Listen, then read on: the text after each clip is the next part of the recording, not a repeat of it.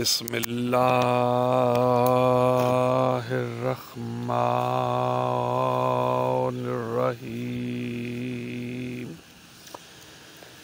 الحمدللہ رب العالمین الصلاة والسلام علی اشرف الانبیاء والمرسلین الصلاة والسلام علی شفیع المذنبین الصلاة والسلام علی حسین مظلوم الصلاة والسلام علی حسین غریب الصلاة والسلام علی عبد اللہ الحسین الصلاة والسلام علی ابن رسول اللہ الصلاة والسلام علیک ابن فاطمۃ الزہرا سیدۃ النساء العالمین الصلاة والسلام علیک ابن امیر المومنین والسید الوسیم حسین علیہ السلام نے زمانے کو انقلاب بخشا۔ کیا صرف مسلمانوں کے پیارے ہیں حسین؟ کیا صرف مسلمانوں کے پیارے ہیں حسین؟ چرخہ نو بشر کے تارے ہیں حسین، انسان کو بیدار تو ہو لینے دو، ہر قوم پکارے گی ہمارے ہیں حسین۔ میرے عزیزان من، میرے پیارے بہن بھائیوں، آج جو میں بات کرنے لگا ہوں یہ دربار یزید میں ہے واقعہ پیش آیا۔ واقعہ یہ پیش آیا تھا کہ روایت ہے کہ حضرت امام زین العابدین علیہ السلام کی روایت کی گئی ہے۔ حضرت امام زین العابدین سے روایت کی گئی ہے، انہوں نے فرمایا کہ جب امام حسین علیہ السلام کے سر اقدس کو یزید کے پاس لایا گیا تو وہ جشن کی محفل منعقد کیے ہوئے تھا اور سر امام حسین علیہ السلام کو اپنے سامنے رکھتا تھا۔ ایک دن روم کے بادشاہ کا سفیر جو کہ اشراف الروم میں سے تھا مجلس یزید میں آیا اور یزید سے پوچھنے لگا، اے عرب کے بادشاہ یہ کس کا سر ہے؟ یزید نے جواب دیا، تجھے سر سے کیا کام ہے؟ یزید نے ٹال مٹول کیا بتانے سے۔ پھر اس نے کہا، جب میں بادشاہ کے پاس واپس جاؤں گا جو کچھ میں نے یہاں دیکھا ہے اس کے بارے میں وہ پوچھے گا اور یہ کتنا اچھا ہوگا کہ میں اس سر اور اس کے وارث کے بارے میں بیان کروں گا تاکہ وہ تمہاری خوشیوں میں شریک ہو جائے۔ یزید نے جواب دیا، یہ سر حسین ابن علی ابن ابی طالب علیہ السلام کا ہے۔ رومی پوچھنے لگا، اس کی ماں کا کیا نام ہے؟ تو اس نے جواب دیا، فاطمہ بنت محمد۔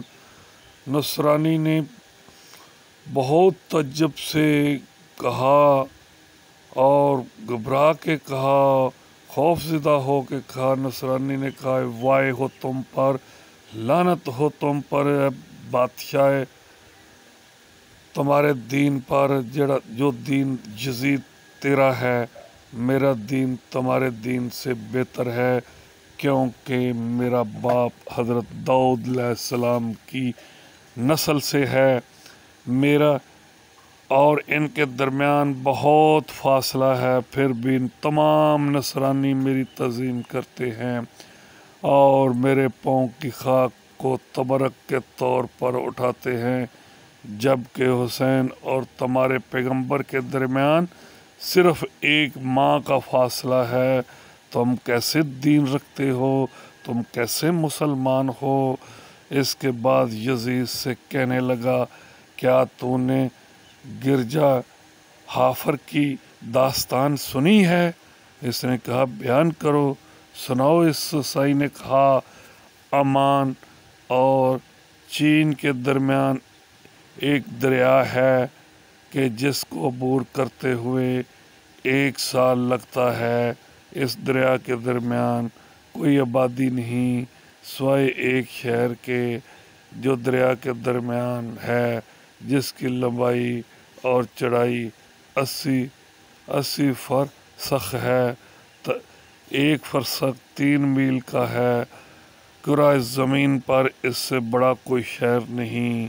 اس شہر سے یاقوت اور کافور دوسرے ممالک کو بھیجا جاتا ہے، اور اس کے درخت عدو عنبر کے ہیں۔ یہ شہر عیسائیوں کے قبضے میں ہے۔ اس کا ہر بادشاہ عیسائی ہوتا ہے، اور اس شہر میں بہت سارے گرجا گھر ہیں، اور ان میں سے سب سے بڑا گرجا گھر حافر ہے، اور اس کے محراب میں سونے کا ایک برتن ہے کہ جس میں ایک سم ہے۔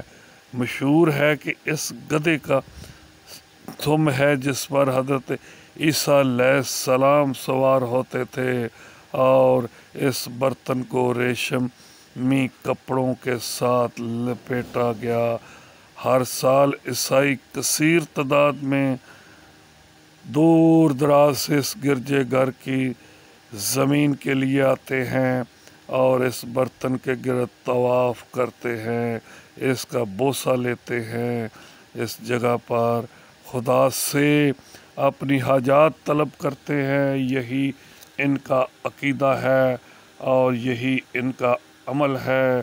اس سم کے بارے میں ان کا خیال ہے، یہ اس گدھے کا سم ہے جس پر حضرت پیغمبر حضرت عیسیٰ علیہ السلام سوار ہوا کرتے تھے، لیکن تم نے اپنے پیغمبر کے بیٹے کو قتل کر دیا۔ لعنت ہو تم پر، وائے ہو تم پر۔ یزید نے یہ سب کچھ سنا۔ یزید نے حکم دیا، اس عیسائی کو قتل کر دو۔ اس نے میری اپنی مملکت میں، میرے دربار میں میری رسوائی کر دی ہے۔ عیسائی جب قتل ہونے سے باخبر ہوا، اس کو یقین ہو گیا کہ میں قتل ہو جاؤں گا، مجھے قتل کر دیا جائے گا، تو یزید کو خبردار کر دیا، کیا تو مجھے قتل کر دے گا؟ تو اس نے کہا، ہاں۔ تو عیسائی نے کہا، تو جان لو کل رات تیرا پیغمبر میرے خواب میں آیا، وہ مجھے فرما رہے تھے، اے عیسائی، تو بہشت سے ہے، تو جنتی ہے۔ میں نے اس بشارت پر تعجب کیا اور میں نے کہا، میں تو عیسائی ہوں۔ تو اب مجھے یقین ہو گیا تیرا پیغمبر محمد مصطفیٰ سردار انبیاء میری خواب میں آ کے مجھے کہہ رہا تھا، تم قتل ہو جاؤ گے، حق بات کرنے پر قتل ہو جاؤ گے۔ ہم آئے تھے امام حسین علیہ السلام پر قتل کر دیے جاؤ گے۔ میرا سلام ہو اس عیسائی پر جس کو میرے پیارے پیغمبر نے جنت کی بشارت دی۔ اور اس نے کہا، سن یزید، میں اب مسلمان ہوتا ہوں، میں کلمہ پڑھتا ہوں، اشہد اللہ الہ الا اللہ و اشہد ان محمد رسول اللہ۔ میں کلمہ پڑھتا ہوں، میں مسلمان ہوں۔ اس کے بعد اس کو قتل کر دیا گیا۔ اس سے پہلے امام حسین کے سر اقدس کو اس عیسائی نے اٹھایا، سینے سے لگایا اور زور زور سے رونے لگا اور اس کے بوسے لیتے ہوئے روتا رہا، یہاں تک کہ اس یزیدیوں نے اس کو قتل نہ کر دیا۔ سلام ہو اس شہید پر جو کہ امام حسین علیہ السلام کے نام پر شہید ہو گیا۔ میرا سلام ہو ان تمام اصحابہ حسین پر اور اولاد حسین پر میرا سلام ہو جو کہ حسین ابن علی کے اوپر اپنی جانیں فدا کر گئے۔ بس میرا مقصد کہنے کا یہ ہے، حسین ابن علی کی قربانی جو ہے ہمیں یاد دلاتی ہے کہ ہم بھی حسینی بنیں اور حسینی عزم میں دل میں رہیں، حسینی مشن دل میں رہے۔ اور شاعر نے کہا، تجھ سا شہید کون ہے عالم میں اے حسین، تجھ سا شہید کون ہے عالم میں اے حسین، تو ہے ہر ایک دید پرنم میں اے حسین، زہد ہی نہیں ہے تیرے غم میں اے حسین، ہم رند بھی ہیں ہلکے ماتم میں اے حسین۔ والسلام ورحمۃ اللہ وبرکاتہ۔